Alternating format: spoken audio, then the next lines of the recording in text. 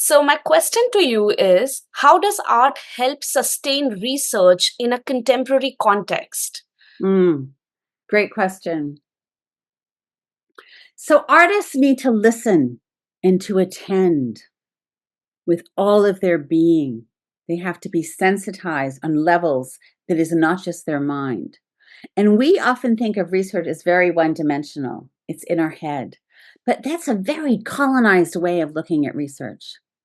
I think that art can decolonize our practices, and it can allow us to listen and to perceive and to ask questions in ways that we might not ever ask, to disrupt our own thinking, to get out of our own tricks.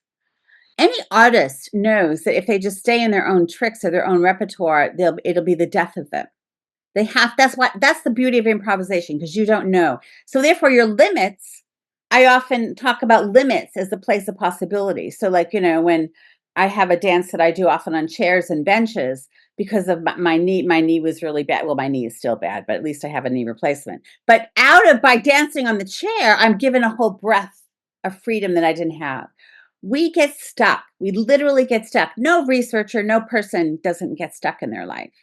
So living artistically, not just art, but living artistically allows us to think creatively. We are wonderful. Everyone's wonderful about talking about the imagination and creativity up their yin yang. They can talk about it forever.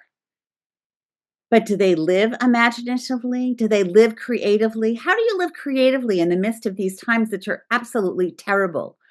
We're fortunate. We're having a conversation on Zoom and I don't have bombs on me, but how do we live in those moments? We all have, I'm sure, even between the four of us, we all have our histories of our parents or grandparents or great grandparents that have gone to go through something, if we haven't. So living artistically allows us to imagine new possibilities, to enter new worlds. It's a portal. It's a passageway. And so that could be is small as trying to understand a new way of thinking in your writing, in your research. But it's not just for research in arts. If you look at where arts-based research, I'm talking about the big umbrella, is quoted, and I had to do this when I went up for full professor because I had to go up for it twice. I had to look who is quoting me. This is how ridiculous the academy is, but this is the reality. But in that process, I began to see that, who's quoting arts-based research?